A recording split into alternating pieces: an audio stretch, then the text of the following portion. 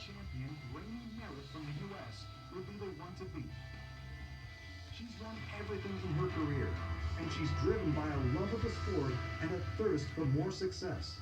I grew up water skiing because my dad was a professional barefoot water skier, so he kind of introduced me to wakeboarding, and kind of ever since he introduced me, I love the sport. I love being out on the water, and just I've always had like this drive to want to, get every title and, win it more than once. So coming here trying to win my 8th World Cup title, it's just kind of a drive that I have.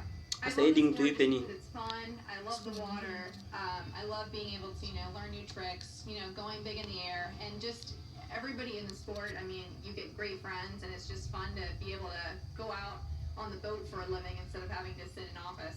Merritt sees Australia's Bec Gange as one of her biggest threats here in Mandurah.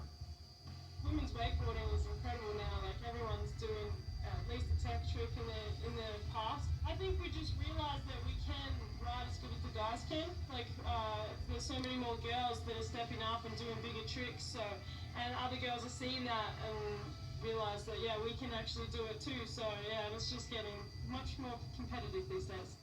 So first up in the women's final, it was Robbie Rendo leading the way from Argentina.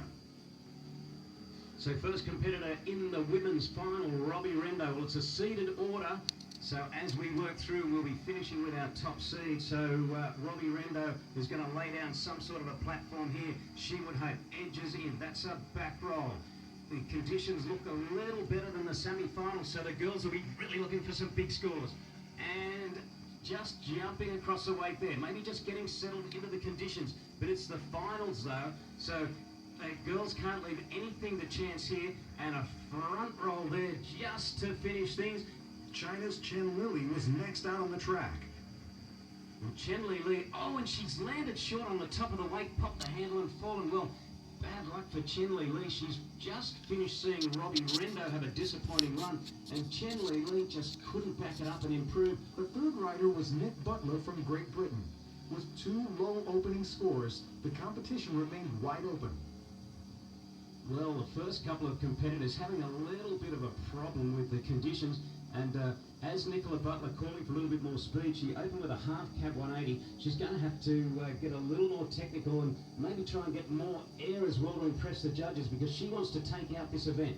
She's been a many-time winner on the US Pro Tour, so she comes in with lots of experience. Well, she tried to ollie onto the rail there and nearly missed out, but slid up the ramp there and got away with it in the end. So Nicola Butler glad to stand up the first pass. Let's see what she can do on the second. Now she edges in heel side. That's a tantrum. Gets good air, so that means she'll be putting on a pretty good score. But she's got to stand up the rest of the pass, can Nicola Butler. That was good-looking stuff. Well, she settles herself down now. She just waits for the ideal position. Edges in, and that's a 360. Well, not very difficult.